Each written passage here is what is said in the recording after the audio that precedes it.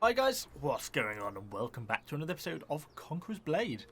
So we're going to be talking all about expeditions today, kind of the PvE element of the game. Not something that I guess most people are drawn to the game for. I mean, it's the PvP element that I guess excites most people, myself included. But the expeditions are a part of the game and kind of an interesting part and can have their uses. So, just to show you what expeditions are, if we go over to the battle, obviously here on the right we've got expeditions, and so far just in this trial they're categorised by level. So it's kind of each map, so there's Siege of Scarlet Fort, which is an easy one, and you need to be minimum level 20. Then you've got another two, Desert City and Westwood, but you need to be level 40 to join them, so if you try and enter them it'll say your character level is too low to join.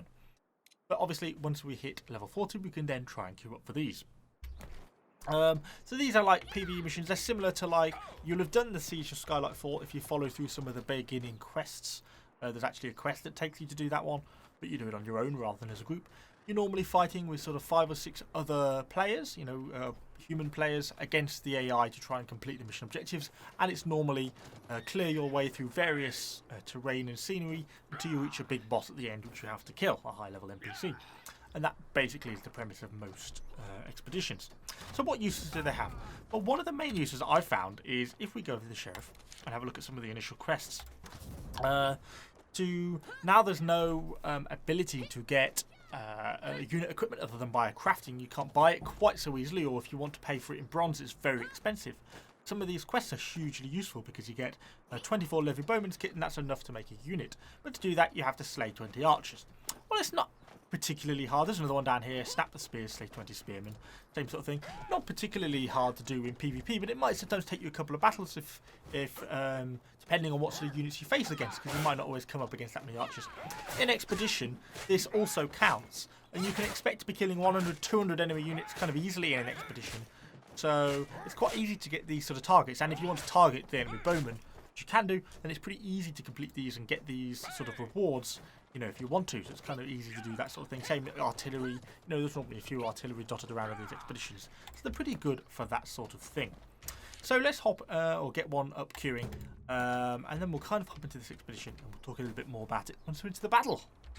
So we are loading into the battle on Siege of Skylark Fort. That's a bit of a mouthful. So we're pretty much just going to get straight going forwards. I did not mean to jump off my horse then, but hey ho. And then basically we're going to be fighting the AI to try and get, just to do as much damage as we can as we fight our way through this. That was a pretty mediocre first hit, wasn't it? Let's try and get some of more of our hits. Set our AI units just to attack on their own. Hopefully they're just going to get stuck in as we try and get as many kills as we can. Yeah. So you're only allowed to do 10 expeditions per week. So PvE can't form the main part of your leveling. It's always going to be sort of a side thing. Just to point out, I said, there's artillery available. And you are allowed to use it, so, if you wanted to help gain your 50 artillery kills, you could do. I don't want to send an artillery for the entire video, so I'm not going to. But you get the idea. All these options are available to complete these sort of quests. But yeah, you are limited to doing 10 of these per week. I think whether that's going to be a fixed cap once the game goes into the full beta, I don't know. But I think the idea is to stop this becoming the main part of what you do, but more of it wants to always be sort of a side part. And for that it does work quite well. It's also quite good as a way of earning equipment and stuff like that. The poor NPC is just getting slaughtered. Die. Okay, cool. What's them doing? So you can earn quite a few kills pretty quickly. Arrow avoidance. It's always satisfying killing the archers even when they're computer controlled. So it's quite a good way of earning equipment. So you often get some equipment rewards from this.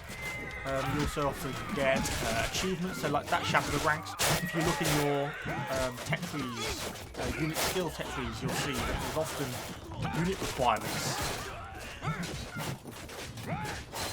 There's often unit requirements for. There are often unit. What am I saying? There are often unit requirements for skills. So once you get so far down your skill tree for your specific hero, you will find that you have to do 30 slay the spears, achievements before you can unlock the next skill, and these count in these type of PvE engagements. It's often a lot easier to achieve some of the harder achievements in games like these PvE ones than it is to try and do it through PvP battles. If that makes sense, because you're just fighting a computer and it's easier to fight the computer than it is to try and fight real players, because real players are better than the computer. Try and keep these guys going. Follow me. Certainly, if we were trying to get the Break the Archers achievement or Slay the Bowmen, then I think we're certainly going to be achieving that in this battle, because the amount of bowmen we're killing is rather large. And there we go. Between us and my troops, we've killed 100 men already. It's kind of that easy to kind of get these kills.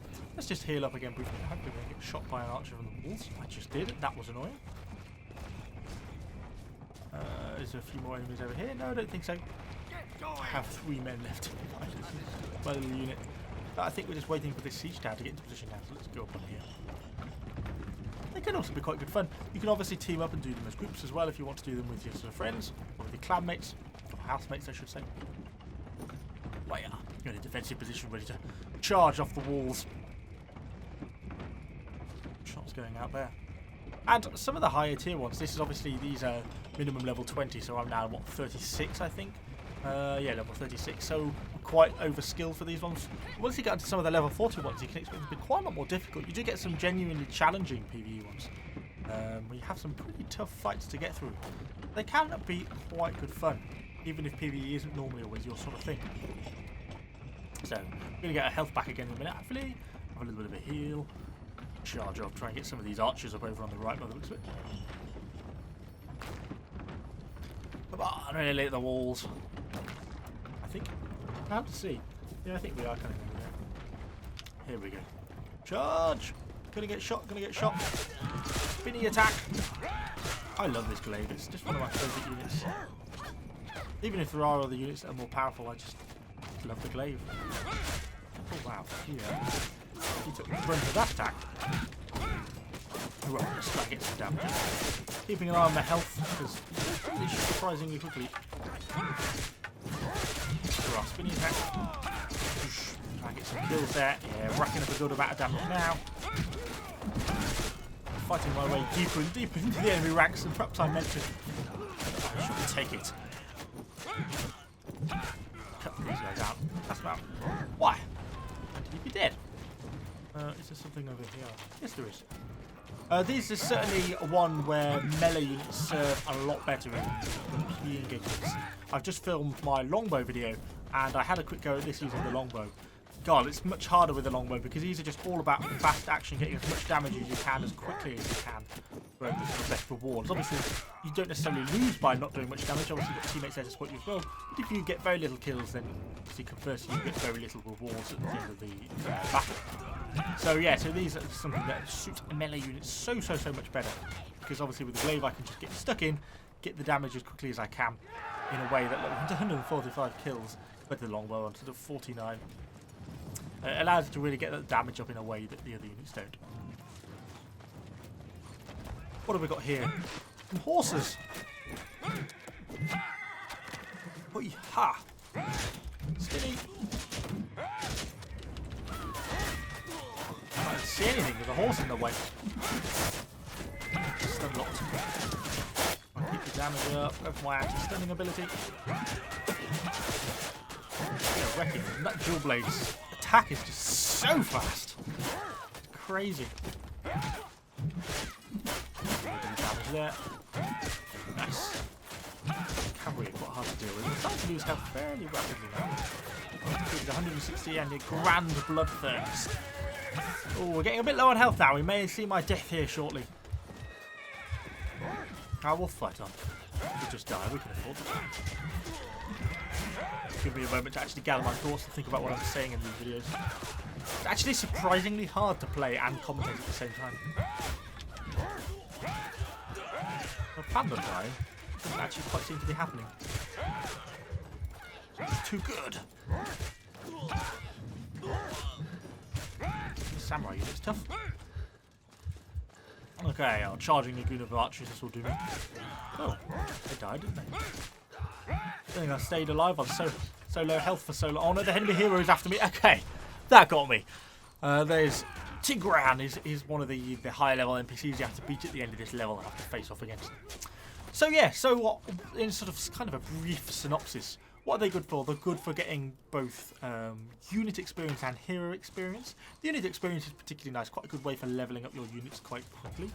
Also quite a good way of getting achievements. I think that's one of the best bits about them is the achievement unlocks, because you normally aren't getting that sort of thing. The achievement unlocks are normally quite hard to get in PvP battles, and the fact that you can earn them in PvE kind of means it's an easier way of achieving them that you can't do. It's almost a little bit cheating, I feel, really, but still, it's not really, I don't suppose, but it just kind of feels like it, because really earning them in PvP then is so much harder. Horsey spin. Ow, knocked off my horse. My javelins to start throwing in there. There's stuff. Oh, God, doing there. Treat! How is old Tiguan doing? Shall be avenged. I dare. Okay. Let's push on to some of these archers if we can. It's amazing how well you can dodge arrows actually just by a little bit of evasive manoeuvring. Well, there's actually a hell of a lot of them here. Oh dear. I think I might be in trouble. Try and get a knockdown. No health, no health. Okay. We just got to the 200 soldiers kills, but they ran into a few too many archers there, I think. That didn't go quite as well. Oh, well, just the green screen's gone very funny. Yeah. Oh. If I hold my hand here the whole time, we'll be okay. Maybe we fixed it. And there we go, that's pretty much the end of the engagement. The rest of the troops are capturing the point now. And there we go, victory. Let's kind of see what rewards we get. I think we got just over 200 enemy kills. So it's certainly good, if nothing else, for... there we go. So we got 200 kills. We died twice and 22 troop deaths. So we get 1,700 bronze and 3,400 hero XP. Along, obviously, then you get the same amount in unit XP, which is divided among sort of the units you use. As a sort of little side tip that's worth pointing out, if you want to train one unit, only take that unit. That's a good way of really focusing in on your XP. You know, because I had 5 units available to pick from, but the only 2 I used was my Sword Militia and my Domain Javelineers. If I just really wanted to focus on my Domain Javelineers, I could have dropped the Sword Militia and all 3,400 of that experience would have gone on them. You know, if I didn't bring the Sword Militia out, so it's kind of worth bearing in mind. We also got 1 leather patch of silver, which is just obviously going to give us a little silver bonus. Add 4 leather and 3 bolts of cloth, which is used in hero equipment crafting, so kind of handy to that. But more importantly, we got all these badges, which are kind of hard to achieve. Some pretty important ones there, which are kind of useful to us.